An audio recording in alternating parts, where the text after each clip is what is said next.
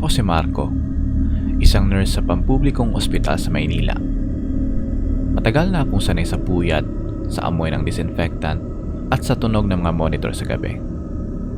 Pero kahit gaano na ako katagal sa propesyon na ito, may isang karanasang hindi ko malilimutan. Isang gabi na hanggang ngayon ayaw kong alalahanin pero paulit-ulit na bumabalik sa isipan ko. Nangyari ito noong 2023, isang buwan bago magundas. Na-assign ako sa isang night shift sa Ward 7, isang lumang bahagi ng ospital na matagal nang hindi ginagamit. Sabi ng supervisor namin, emergency overflow lang daw yun.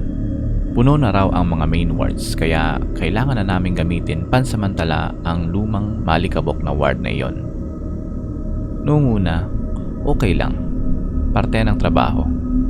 Pero agad akong kinabahan nang marinig ko ang kwento ng matandang nurse. Isolation ward yan noong 80s, panahon ng epidemya. Diyan pinapasok ang mga pasyenteng halos wala ng pag-asa. Sabi ni Ate Minda, isa sa mga senior nurse. Marami ang namatay dyan, maraming kwento. Hindi ko pinansin. Kwento lang yan, sabi ko sa sarili ko. Hanggang sa dumating ang unang gabi ko. Tahimik sa Ward 7, pero hindi yung klaseng tahimik na nakaka-relax. Iba, parang lumulubog ka sa balon ng katahimikan. Walang hangin, walang humuhuni, walang kahit na anong tunog ng maliban sa tibok ng puso mo.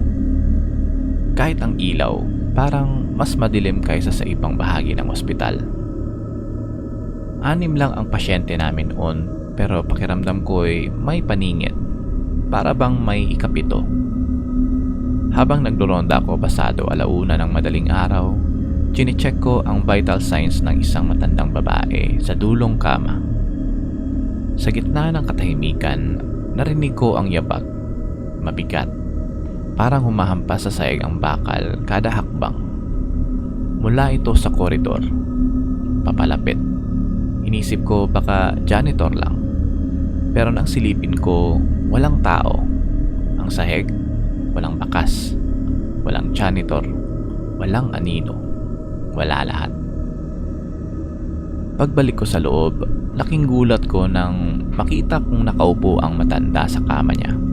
Diretso ang tingin sa may pintuan ng ward. Walang emosyon ng muka. Parang estatwa. Nilapitan ko siya. Pilit pinapakalma. Lola, bawal po tayong tumayo. Baka po kayo matumba. Ngunit dahan-dahan siyang tumingin sa akin. Namutla ako sa pagkabigla. Namumuo ang luha sa mata niya pero nanginginig ang labi. May bantay. Mahina niyang bulong. Ano pong bantay? Hindi siya sumagot. Imbes ay pumaling siya sa pader. Tumagilid at nagsisimulang manginig. Paulit-ulit siyang umungol. Nandito na naman siya. Kukunin na niya ako. Kinikilabutan ako. Tumakbo ako sa station. Tinawag ang doktor. Kinaumagahan, natagpo ang wala ng buhay si Lola. Cardiac arrest daw. Pero ako, alam kong may nakita siya. At hindi siya natakot mamatay. Natakot siyang kunin. Sa sumunod na gabi, isa pang pasyente sa kabilang kama ang nagwala, nagsisisigaw, nanginginig. Sabi niya, may lalaking nakaitim na pumasok sa kwarto. Tumayo raw sa paanan ng kama niya buong gabi. Hindi raw siya makagalaw, hindi makasigaw. Parang may bumigat sa dibdib niya. Wala siyang mata, sabi niya. Puro itim at yung bibig. Parang may sinasabi, pero walang tunog. Doon ako nagsimulang matakot, pero pinilit kong maging kalmado. Di ko pinansin ang kaba. Hanggang sa isang gabi, habang papunta ako sa stockroom para kumuha ng supplies, bigla akong may naramdamang humawak sa balikat ko. Mabilis, madiin. Paglingon ko, walang tao. Napalingon ako sa salamin sa gilid ng hallway. At doon ko siya nakita. Isang lalaki, nakabarong, duguan ang dibdib, basag ang ulo, parang binagsakan ng bakal. Wala siyang mata. Nakatingin siya direkta sa akin. Parang nanlamig ang buong katawan ko. Para akong lumubog sa sahig. Di ako makagalaw. Nang ipikit ko ang mata ko at muling tumingin sa salamin, wala na siya. Mabilis akong tumakbo sa station. Hindi ko na kinuha ang supplies. Kinabukasan, nag-file ako ng leave. Hindi ko na kayang bumalik. Nang balikan ko ang ospital para kunin ang personal na gamit, halos walang gustong makipag-usap. Tahimik ang mga kasamahan ko. Yung parang ayaw ding pag-usapan. Hanggang sa nilapitan ako ni Ate Minda. "Hindi ka nag-iisa," sabi niya. "Lahat ng nasa yun sa 7 Ward may kwento. May biglang nawawala. May biglang lumalabas ng pinto nang hindi nagpapakita muli. Yung iba nga nagsisimula ng kausapin ang sarili nila."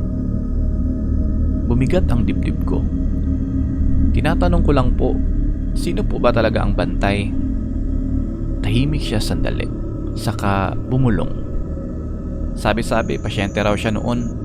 Na-isolate pero nakalimutan balikan. Wala siyang kasama, walang nagbantay. Namatay siyang mag-isa. Ngayon siya na raw nagbabantay, pero hindi para tumulong, para may isama. Mula noon, kahit anong mangyari, hindi na ako nag-duty sa gabi. Tuwing makikita ko ng salamin sa ospital o kahit saan man, tinitingnan ko muna ng mabuti. At sa gabi ng katahimikan, sa mga sandaling ang paligid ay parang natutulog. Minsan, may maririnig kang yabag ng bakal sa sahig. Tanong ko lang, handa ka bang tumingin sa salamin kapag nararamdaman mong may nasa likod? O mas pipiliin mo na lang na hindi lumingon?